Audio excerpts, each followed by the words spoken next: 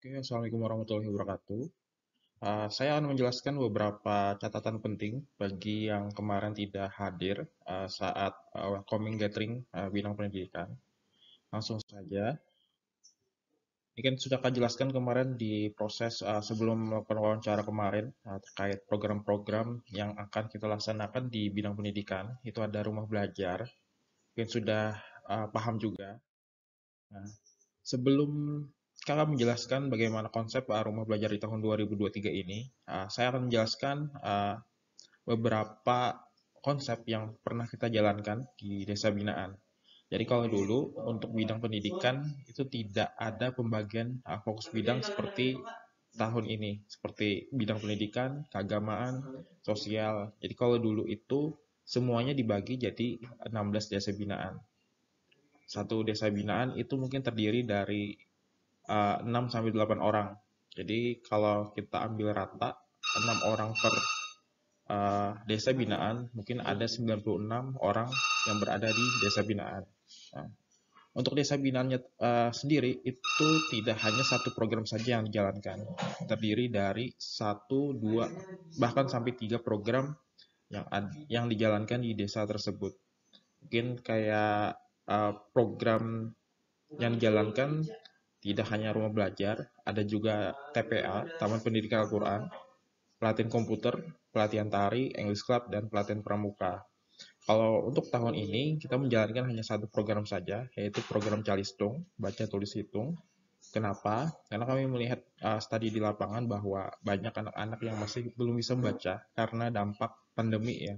Bahkan ada anak-anak yang masih belum bisa membaca sampai di kelas 3 dan untuk menjaga kualitas program itu sendiri. Dan kita lebih mudah menghitung indikator keberhasilannya. Semisal ada 30 anak-anak yang tidak bisa membaca di wilayah desa binaan, setelah melakukan pembelajaran selama 12 kali atau 10 kali, kita bisa melihat si anak itu berapa banyak yang bisa membaca dan berhitung. Anggap aja 18, berarti 18 orang ini salah satu keberhasilan kita mengajarkan program Calistung di desa tersebut. Kemudian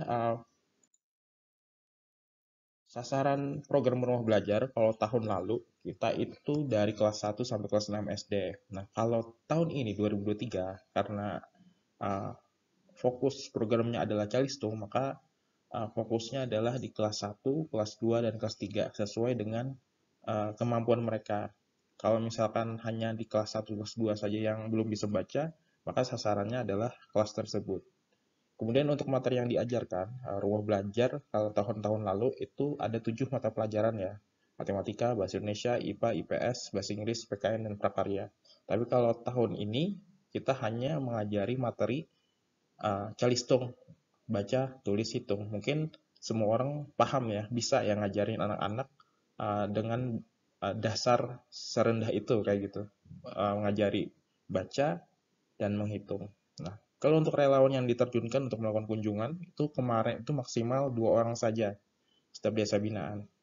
Tapi kalau tahun ini, untuk meningkatkan efektivitas kualitas pembelajaran, kita tambah jadi 2 orang lagi. Jadi 4 orang sekali kunjungan. Kemudian di tahun kemarin itu ada 2 lingkup program yang dijalankan secara bersamaan dan kami rasa itu tidak efektif karena ada desa binaan, ada tim khusus. Nah, tim khusus yang dibentuk ini untuk mengurusi merencanakan kegiatan kurikulum, metode, media pembelajaran dan uh, evaluasi pembelajaran. Nah, kalau tahun ini kita gabung, jadi ada sebagai pembuat kurikulum dan juga sebagai pengajar itu sendiri, seperti itu. Oke, ini mungkin tadi sudah kakak jelaskan. Nah, untuk tugas pengurus bidang pendidikan itu ada 2, mungkin sudah kakak jelaskan panjang lebar sebelum wawancara kemarin. Itu ada 2, mengajar program rumah belajar dan uh, uh, melaksanakan, maaf ini tertutupi ya videonya, melaksanakan tugas pokok fungsi sebagai divisi. Nah, untuk mengajar program rumah belajar ini, semua divisi kecuali divisi literasi program, karena literasi program itu menjalankan program lapak baca. Ini programnya, ini kalau next aja. Ini adalah lingkup struktur kepengurusan. Jadi ada dua lingkup ya. Untuk koordinator desa binaan, itu langsung handle sebagai koordinator desanya. Nanti dibagi. Mungkin di akhir akan kakak jelaskan kembali tugas dari koordinator desa binaan seperti apa. Jadi kalau untuk satu tim itu 8 orang ya. Terdiri dari satu koordinator desa dan 7 orang pengajar. Dari pengajar ini berasal dari mana? Dari divisi-divisi yang ada ini. Jadi yang ada di observasi desa, selain melakukan observasi desa, dia juga sebagai pengajar. Seperti itu. Oke. Jadi kalau di bidang pendidikan ini ada dua tim manajemen yang secara khusus langsung handle. Itu saya sendiri, Muhammad Fajar Firdaus, dan staf kakak, staf community development, Kak Muhammad Fauzan. Oke. Sebelum kita akan menjelaskan detail-detail tugas yang akan kita lakukan selama 2 minggu ke depan, kakak akan jelaskan 16 desa binaan itu ada di mana saja. Yang pertama itu ada di Banjarmasin, itu ada desa binaan kita, Kelurahan Basirih. Ini, kalau dulu itu programnya Taman Pendidikan Al-Quran, TPA ya. Kemudian di Kecamatan Alalak kita ada 5 desa, Desa Belandean, Desa Sungai Pitung, Desa Beringin, Desa Sungai Lumbah, dan Brangas Timur. Ini macam-macam programnya. Kalau dulu di Belandean itu rumah belajar, Sungai Pitung itu ada rumah belajar juga, Beringin ada rumah belajar juga, tapi ditambah dengan program pramuka. Brangas Timur khusus pelatihan komputer, dan Sungai Lumbah program rumah belajar. Dan kita beralih ke Kecamatan Marabahan, itu ada Desa Antarjaya, Desa Antaraya, dan Desa Antarbaru. Desa Antarjaya programnya rumah belajar dan pelatihan komputer, pelatihan pramuka, maaf. Antaraya itu Taman Pendidikan Al-Quran, dan Antarbaru program rumah belajar. Kita lanjut ke Kabupaten Tapin, itu ada 3 desa, Desa Sungai Saleh Hulu, Desa Sungai Saleh Hilir, dan Desa Sungai Puting. Nah, untuk Desa Sungai Saleh Hilir dan Sungai Saleh Hulu ini berada di seberang sungai ya, dan tidak ada jembatan. Jadi mau nggak mau, akses ke sana harus menggunakan ferry dengan menggunakan sepeda motor. Kemudian di sekitar rantau kota itu ada 4 desa, Desa Pandahan, Desa Bitahan Baru, Desa PTHCT, dan Desa Tatakan. Nah, untuk Desa Bitahan Baru sendiri itu adalah desa binaan terjauh ya dari Politeknik Hasnur. Itu langsung bersebelahan dengan Kandangan. Kita lanjut ke penjelasan pengurus inti. Jadi kalau untuk pengurus inti ini bertugas dalam mengkoordinir semua program dan posisi di bidang pendidikan. Nah, jadi ada 5 orang yang sudah diputuskan kemarin hasil dari kelulusan Open Recruitment Pemuda Bakti Banua tahun 2023. Ketua umumnya adalah Ahmad Najir. Wakil Ketua Bidang Sumber Daya Manusianya adalah Siti Salimah. Wakil Ketua Bidang Sarana dan Prasarananya adalah Muhammad Rehan. Sekretaris Umumnya adalah Hairunida. Dan Bendahara Umumnya adalah Desi Nur Anggraini. Jadi jika ada keterkaitan dengan ketidakaktifan pengajar dan pengurus, itu hubungannya sama Siti Salimah sebagai Wakil Ketua Bidang SDM, dan terkait untuk pengadaan entah itu barang penunjang kegiatan, itu koordinasinya sama Kak Rehan. Terus kita lanjut di timeline rumah belajar. Jadi sudah Kak jelaskan kemarin, untuk timeline rumah belajar ini kita terdiri dari 3 chapter, yang awalnya 16 desa binaan itu kita pecah jadi 3 bagian ya. 5 desa, dan terakhir 6 desa. Bisa dilihat dari tabelnya. Untuk yang warna biru itu adalah masa observasi. Ini adalah divisi observasi yang nantinya akan bergerak terlebih dahulu untuk melakukan perizinan dan melakukan survei tempat pelaksanaan program. Kemudian yang hijau itu adalah opening program. Ini yang handle nanti kawan-kawan dari divisi event pendidikan. Kemudian yang warna kuning itu adalah masa efektif pembelajarannya. Pertemuan pembelajaran efektif. Jadi 8 kali itu adalah melakukan pembelajaran Calistung. Kemudian yang warna merah itu Idul Fitri. Jadi kita nggak ada kegiatan dulu selama 2 minggu itu. Kemudian yang baru yang biru adalah closing atau perpisahan, itu yang handle adalah divisi event pendidikan. Jadi opening dan closing itu dihandle sama divisi event pendidikan. Kemudian chapter kedua dan chapter ketiga sama seperti itu formasinya. Kita lanjut yang kedua, divisi observasi ini bertanggung jawab dalam melakukan observasi ke desa binaan sebelum program pendidikan dilaksanakan.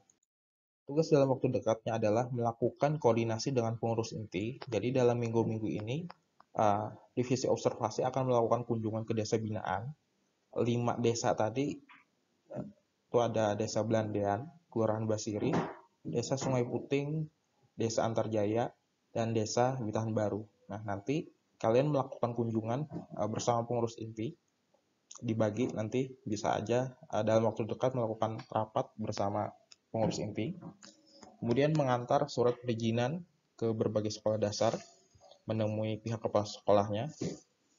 Semisal di desa binaan tersebut itu ada 3 sekolah, maka kalian lakukan enumerator ke 3 sekolah tersebut, minta datanya, terus minta wawancara adakah siswa yang tidak bisa membaca dan berhitung. Tapi untuk penentuan sekolah mana yang dipilih sebagai tempat pelaksanaan program itu nanti setelah kita melakukan rapat kembali. Jadi ketika melakukan kunjungan jangan sampai ada memutuskan atau menentukan secara sepihak dari tim observasi. Kemudian ini tanggal pelaksanaannya waktunya adalah 2 minggu dari tanggal 13 Februari sampai tanggal 25 Februari 2023. Kemudian lanjut, ini ada divisi pengembangan kurikulum pembelajaran, itu membuat dan mengembangkan kurikulum pembelajaran program Calistung. Jadi kalau tugas dari divisi pengembangan ini, kurikulum ini, tugasnya adalah menentukan judul materi yang akan diajarkan dalam 8 kali pertemuan. Apa aja, misalkan pertemuan pertama mengenal huruf, mengenal angka, seperti itu. Terus pertemuan kedua seperti apa, nanti bisa didiskusikan. Dan divisi ini juga yang handle dalam membuat RPP ya, rencana pelaksanaan pembelajaran. Untuk tanggal pelaksanaan kegiatannya, untuk mengerjakan tugas ini adalah 2 minggu, ya, sama seperti yang observasi tadi. Kemudian untuk divisi pengembangan materi pembelajaran, tugasnya adalah mencari dan membuat materi ajar program Calistung dari berbagai sumber.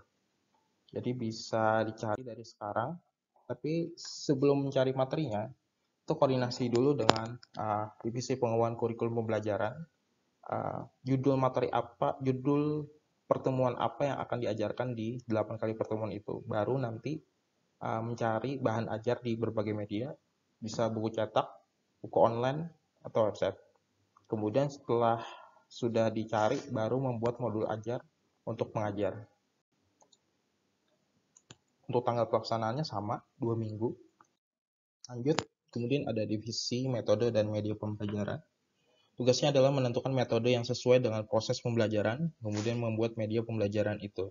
Ini juga sama, harus koordinasi dengan divisi pengembangan kurikulum pembelajaran. Kalau judul materinya itu udah ditentukan, baru nanti ditentukan metode apa yang sesuai. Terus media pembelajaran apa yang sesuai untuk menunjang kegiatan tersebut. Tanggal pelaksanaannya juga sama, 13 sampai 25 Februari. Dan lanjut ada divisi evaluasi pembelajaran, yang tugasnya adalah membuat soal evaluasi entah itu isian, pilihan ganda atau esai, sesuai dengan materi yang diajarkan. Tugasnya ini koordinasi dengan divisi pengembangan materi pembelajaran, membuat soal evaluasi. Ini tanggal pelaksanaan pembuatan itu bisa dilakukan di 1 minggu aja, 20 sampai 25 Februari. Nah, jadi ada 4 divisi yang kakak rasa harus saling koordinasi. Itu ada kurikulum, materi, metode dan media, dan evaluasi. Jadi 4 divisi ini silakan saling koordinasi untuk membuat kurikulum pembelajaran yang sesuai dengan program belajar Calistung. Kemudian ada divisi event pendidikan. Ini tugasnya membuat konsep dan perencanaan event pendidikan yang dilaksanakan di desa binaan, termasuk kegiatan opening dan closing. Jadi tugasnya selain melaksanakan peringatan Hari Besar Nasional, mereka juga menghandle atau mengkonsep teknis dan mekanisme opening yang untuk saat ini, opening dan closing. Tugas dalam waktu dekat itu adalah membuat konsep opening rumah belajar di 5 desa terpilih. Kalau kita lihat tadi di timeline, itu di awal Maret ya, terlaksana. Jadi kalian punya waktu 2 minggu untuk membuat teknis dan mekanisme games apa yang akan dilombakan. Dan untuk dananya sendiri itu sudah ada, jadi silakan dari versi kalian dulu buat, nanti koordinasi sama pengurus inti terkait mekanisme pencairan dananya. Kemudian mempersiapkan hadiah lomba dan peralatan penunjang lomba. Ini silakan koordinasi dengan Kak Raihan selaku wakil bidang sarana dan prasarana. Kemudian setelah itu baru mempresentasikan program kepada pengajar rumah belajar yang akan hadir saat opening. Seperti itu. Waktunya itu 2 minggu juga, sama. Kemudian untuk timeline event pendidikan, itu kita ada 3 program di tahun ini. Yang pertama itu adalah Hardiknas, Hari Pendidikan Nasional di tanggal 2 Mei, kemudian 17 Agustus, Hari Kemerdekaan Indonesia, dan Hari Sumpah Pemuda. Kalau Hardiknas itu kita masih masih 50-50 apakah akan dilaksanakan kembali atau tidak. Tapi kalau Hari Kemerdekaan Indonesia dan Hari Sumpah Pemuda itu pasti kita akan melaksanakan dua event tersebut. Kemudian ada koordinator desa.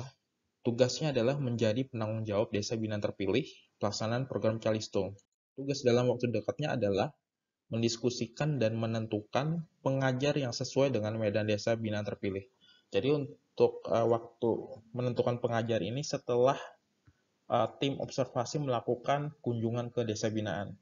Semisal pelaksanaannya, anggap aja gini ya, 3 desa binaan pelaksanaannya di hari Sabtu.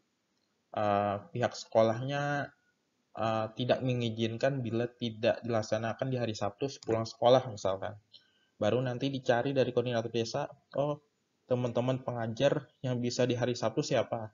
Baru dibagi. Kan macam-macam tuh dari relawan atau pengajar yang nggak memilih waktu. Oh kak, hari Sabtu saya ada organisasi kak, hari Sabtu saya kerja kak, oke. Terus 2 desanya lagi setelah dilakukan observasi ada yang dari pihak sekolahnya, oh hari Minggu bisa, silahkan nih kami kasihkan kuncinya misalkan. Hari Minggu bisa. Terus ada lagi satu desa binaan, ini misalkan aja ya, eh, nggak bisa di hari Sabtu Minggu, nggak bisa. Kalian bisa melakukan pengajaran di hari kerja, anggap aja di hari Senin misalkan. Jadi ini disesuaikan dengan waktu pengajar, eh, seperti itu. Jadi nanti didiskusikan di tanggal 25, siapa aja yang bisa di desa binaan ini, siapa yang bisa di desa binaan yang di hari kerja, seperti itu. Tapi kami berharapnya agar seluruh desa binaan ini waktu pelaksanaannya sama semua ya, di hari Sabtu dan di hari Minggu. Dan ada sampai di hari kerja gitu. Karena pengalaman sebelumnya memang ada salah satu desa binaan yang pihak sekolahnya nggak mau kalau tidak di hari kerja. Dia apa tidak pelaksananya tidak mau di hari Sabtu dan Minggu seperti itu. Terus untuk dari sistem pengajarnya juga uh, ada juga kan relawan yang tidak bersedia untuk melakukan perjalanan jauh. Misalkan tadi ada Bitahan Baru, itu kan yang paling jauh tuh. Nah, itu nanti silakan didiskusikan koordinator desa binaan untuk menentukan pengajar. Kemudian ketika sudah terbagi 8 orang di tiap desa binaan, itu membuat jadwal kunjungan pengajar selama 1 chapter pelaksanaan rumah belajar. Kemudian melakukan mengakomodir rapat pengajar desa binaan, mungkin minimal ya 1 bulan sekali. Jadi untuk melakukan koordinasi lebih lanjut setiap program di desa binaannya masing-masing. Kemudian tugas koordinator desa adalah mengingatkan jadwal kunjungan pengajar setiap minggunya. Untuk tanggal pelaksanaan ini itu 1 minggu ya, di tanggal 20 sampai 25 Februari. Tentunya setelah divisi observasi telah melakukan kunjungan ke desa binaan terkait. Kemudian ada divisi pelatihan dan pengembangan SDM. Tugasnya adalah membuat dan melaksanakan kegiatan pelatihan peningkatan skill mengajar relawan program Calistung dengan mengundang berbagai ahli profesional sebagai narasumber. Nah, tugasnya dalam waktu dekat adalah silahkan rencanakan dan diskusikan konsep kegiatan pelatihan dan pengembangan SDM. Ekspektasi kami sebelum awal Maret program ini sudah terlaksana. Jadi sebelum kalian melakukan pengajaran ke desa, kalian itu sudah dilatih gimana sih cara ngajar yang baik seperti itu. Untuk programnya sendiri, kami rasa nggak harus terpaut pada di hari Sabtu dan Minggu ya. Bisa aja kalau dari diskusi teman-teman, kayak kemarin kan kita di Kota Kopi, mungkin di sore hari misalkan. Terus melakukan pelatihan santai, diskusi. Kita undang misalkan dosen PGSD atau dosen PG PAUD. Nah kayak gitu, secara gambarannya. Dan membuat teknis dan mekanisme pelatihan program. Untuk melakukan konsep ini itu 2 minggu, 13 sampai 25 Februari. Lanjut, kemudian ada divisi literasi program. Ini di luar dari program Romo Belajar, melakukan lapak baca ya, di 16 desa binaan selama 8 bulan, 2 kali dalam sebulan. Tugas dalam waktu dekat ini, silakan melakukan sortir, nanti sama Kak Faujan juga, sortir buku-buku yang ada di gudang Pemuda Bakti Banua. Nah, untuk buku-buku sendiri, kita ada kolaborasi dengan Polsek Alalak, Babin Kamtipmas. Jadi buku-buku itu berasal dari mereka, tapi dipinjamkan ke kita. Ketika kita melakukan kunjungan desa binaan, logo mereka juga wajib kita tampilkan di X-Banner. Kemudian melakukan pengurusan perizinan, pelaksanaan program lapak baca, buat teknis dan mekanisme, dan melakukan penjadwalan kunjungan program lapak baca. Untuk timeline-nya sendiri, silahkan dilihat. Mungkin nanti PPT-nya akan bagikan juga di grup. Jadi untuk ini, divisi literasi bisa melakukan kunjungan, observasi atau antar perizinan di tanggal 25 ya. Tapi nggak mesti tanggal 25. Itu kita hitungannya per minggu. Entah dari kawan-kawan bisa di hari kerja, silahkan didiskusikan. Untuk pelaksana pertama itu ada di Brangas Timur, ini dekat ya. Kalau kalian tahu jembatan Basit atau jembatan Alalak, itu dekat sekali di area situ.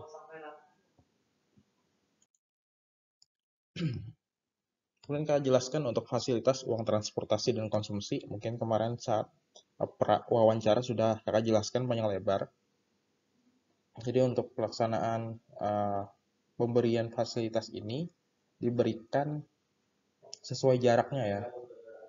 Terkecuali desa Sungai Salihulu dan desa Sungai Salihilir itu sudah termasuk dengan ongkos ferinya ya. 5.000 PP 10.000, jadi udah termasuk di uang transport. Oke, kita lanjut. Nah, sebelum kalian melakukan kunjungan, biasanya silakan ke Politeknik Hasnur dulu untuk mengambil rompi dan uang transport. Mungkin setelah ini kakak jelaskan panjang lebar untuk terkait alur pendaftarannya. Jadi ini adalah salah satu contoh form uang makan dan BBM. Silakan diisi nama penerima, tanggal desa binaannya kalian tuju, jumlah uangnya ini mungkin akan diisikan oleh tim manajemen, kemudian tanda tangan. Nah, mungkin kakak next dulu untuk menjelaskan, baru nanti kita balik lagi ke sini. Untuk alur pendaftaran sendiri, H-2 atau 2 hari sebelum pelaksanaan kunjungan ke desa binaan, relawan itu dikonfirmasi dulu melakukan kunjungan ke desa binaan. Dengan koordinator desa binaan melakukan penjadwalan 4 orang ke desa binaan, anggap aja ke desa Belandian. Nah, 4 orang ini diwajibkan naik motor 2 buah aja. Jadi 4 orang itu mendapatkan konsumsi, 2 orang mendapatkan transportasi uang BBM. Ya. Kemudian H-2 koordinator desa mengirimkan data rencana kunjungan ke staf community development atau Kak Faujan ya. Mengirimkan datanya, Kak, ini 4 orang fix melakukan kunjungan di hari Sabtu misalkan. Kayak gitu. Baru nanti di hari H-nya kalian ke Politeknik Hasnur mengambil rompi, atau kalau sudah ada PDH silakan pakai PDH aja. Uang transportasinya kita kasihkan terlebih dahulu dan tanda tangan form yang tadi. yang uang makan sama BBM. Nah, uang makannya kapan Kak diberi? Itu setelah kalian membuat laporannya. Seperti ini. Setelah kalian mengambil rompi, eh, mengambil uang transportasi dan tanda tangan form yang tadi, kalian kunjungan ke desa binaan. Setelah pulang dari sana, secepatnya silakan membuat laporan kunjungan pasca kunjungan ke grup WhatsApp ya. Nanti ada WhatsApp-nya, tapi grupnya itu hanya terdiri dari Kak Faujan, Kak Ipeh selaku Kesekretariatan Muda Banua, dan koordinator desa. Jadi laporan itu maksimal 2 hari setelah kalian kunjungan. Kalau udah dibuat laporannya, baru nanti laporan itu dikirimkan ulang oleh koordinator desa ke grup yang kami buat. Seperti itu. Dan itu diakomodir oleh Sekretaris Umum atau Kak Hairunida. Baru nanti uang konsumsi dicairkan secara kolektif 1 bulan. Jadi biar nggak capek, kalian cuma ngambil uang konsumsi, jadi kami kolektifkan selama 1 bulan. Semisal kalian melakukan kunjungan selama 2 kali di bulan itu, konsumsi dikali 2 untuk uang konsumsi itu. Seperti itu. Nanti itu akan langsung disalurkan oleh Kak Faujan. Baru nanti terakhir relawan mendapatkan uang konsumsi. Seperti itu. Nah, gimana Kak untuk format laporannya? Ini nextnya. Ini format laporan kunjungan desa binaan. Kenapa Kak enggak pakai Google Form? Tahun kemarin kita sudah menerapkan Google Form, tapi agak sulit kita men-trackingnya, melihat secara langsung. Jadi untuk per ini lebih efektifnya adalah menggunakan manual. Nanti tulisan-tulisan ini akan kami input secara manual ke Excel. Seperti itu. Jadi silahkan dilihat nih kan lengkap ya. Nama desanya apa, hari tanggal keberangkatannya kapan, waktu keberangkatan, waktu kepulangan, tim yang berangkat siapa aja namanya. Nama lengkap ya, jangan nama panggilan. Pihak yang terlibat siapa aja. Mungkin saat melakukan kunjungan ada terlibat perangkat desa, silakan dituliskan. Tempat pelaksananya di mana? Sekolah SDN 1 Beringin misalkan. Jumlah peserta didik yang terlibat berapa banyak? Jadi nanti ada presensi yang kami berikan ketika kalian melakukan kunjungan. Itu silakan diisi. Jadi kami tahu, oh si anak ini yang tidak turun hari ini siapa aja. Oke. Kemudian agenda program, ngapain? Materi yang diajarkan apa aja? Hasil pelaksanaannya gimana? Permasalahan di lapangan apa aja? Rencana akan datang seperti apa? Biar kawan-kawan yang minggu depan bisa menyiapkan permasalahan yang terjadi biar tidak terjadi lagi. Kemudian kendala di lapangan seperti apa? Misalkan hujan kah atau motor kah, bannya bocor, nah kayak gitu. Yang terakhir, foto dokumentasi laporan. Jadi selain laporan tadi dikirimkan, minimal dan maksimal 2 aja, 2 foto dokumentasi yang dikirimkan. Jadi ada contoh ya, ini yang sebelah kiri foto yang benar, sebelah kanan ada foto yang salah. Kenapa seperti itu? Kita sering melihat relawan itu asal jepret aja. Kalau foto yang sebelah kanan, itu kan ada backlight, kan nggak bagus tuh, nggak kelihatan. Terus yang paling ujung itu kan dia memoto anak-anak, nggak tahu tuh lagi ngerjain apa. Harusnya kan dari depan, nggak boleh membelakangi. Terus yang pojok kanan bawah itu botol triplek ya, triplek rusak. Nggak tahu tuh, nggak jelas fotonya. Yang benar adalah yang sebelah kiri. Jadi si guru itu, si pengajar itu sedang mengajari, kalian foto dari ujung. Kayak gitu kan bagus tuh. Biar bisa kita upload di media sosial. Atau kayak yang ujung yang bawah itu memang istilah orang apa di foto itu. Memang benar-benar sengaja, ayo anak-anak silakan berbaris, kita foto sama-sama. Gitu. Jadi silahkan dipelajari untuk ini. Kalau kalian ada yang masih kurang paham, silahkan ditanyakan. Jadi setelah ini kakak akan share Google Form untuk mengetahui apakah kalian sudah paham atau tidak. Dan untuk konfirmasi apa saja yang kemarin disampaikan saat gathering.